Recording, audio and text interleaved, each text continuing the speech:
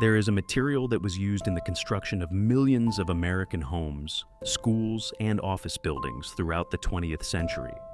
It was used in ceiling tiles, floor tiles, insulation, pipe coverings, and roofing materials. It was used in ships built for the United States Navy. It was used in schools where children spent their days. It causes a cancer called mesothelioma. It causes lung cancer. It causes asbestosis, a progressive scarring of the lung tissue that makes breathing increasingly difficult until it becomes impossible. The industry that manufactured and sold this material knew it was deadly as early as the 1930s. They suppressed the research. They intimidated scientists. They fought regulation for 50 years. And the material is still legal in the United States today. The material is asbestos, and the story of how an industry knowingly poisoned millions of workers and consumers is one of the most thoroughly documented corporate cover-ups in American history. To understand what asbestos does, you need to understand what happens when its fibers enter the lungs. Asbestos fibers are microscopic and virtually indestructible. When inhaled, they lodge permanently in lung tissue. The body cannot break them down or expel them.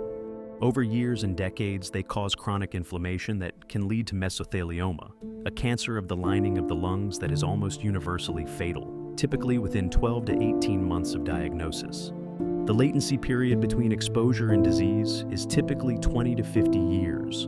A worker exposed to asbestos in 1960 might not develop mesothelioma until 2010. This long latency period was one of the reasons the industry was able to suppress the connection for so long. And here's what the internal documents revealed about what the industry knew. In 1930, the Asbestos Study, a major industry-funded research project, found clear evidence of lung disease in asbestos workers. The findings were shared with industry executives. They were not shared with workers or published in scientific literature. In 1935, executives from Johns Manville, the largest asbestos manufacturer in the United States, discussed how to handle the growing medical evidence of asbestos-related disease. Internal correspondence shows they decided to suppress unfavorable research and avoid publicizing the health risks to protect the company's commercial interests. A company lawyer advised that employees with asbestosis should not be told their diagnosis, because telling them would make them liable to sue. Workers were examined by company doctors who found evidence of lung disease. The workers were not informed of their condition. They continued working in the same environment. Now, here's who actually paid the price. The workers most exposed to asbestos were not executives or office workers. They were shipyard workers, construction workers, miners, and insulation installers, predominantly working-class men who had no idea that the dust they were breathing every day was going to kill them 30 years later. An estimated 27 million American workers were exposed to asbestos between 1940 and 1979. Mesothelioma kills approximately 3,000 Americans per year.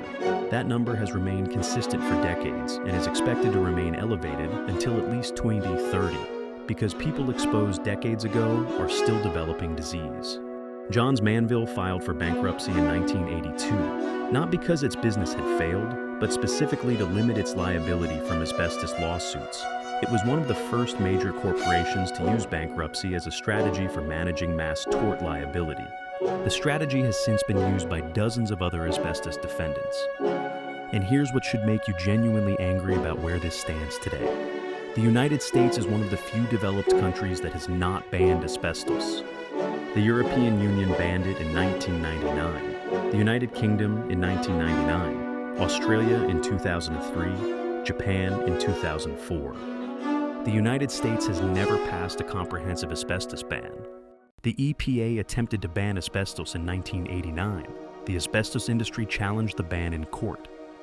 In 1991, the Fifth Circuit Court of Appeals overturned the EPA ban, ruling that the agency had not sufficiently justified the regulation under the Toxic Substances Control Act. That ruling stood for 30 years. In 2024, the EPA finally issued a new rule banning the last remaining use of asbestos in the United States, chrysotile asbestos used in chlorine manufacturing. It took until 2024. The industry knew in 1930. The ban came in 2024. The gap between those two dates is 94 years. There are an estimated 1.3 million construction and general industry workers in the United States who are still exposed to asbestos today, in older buildings where it was installed decades ago. Every year, approximately 3,000 Americans are diagnosed with mesothelioma. There is no cure.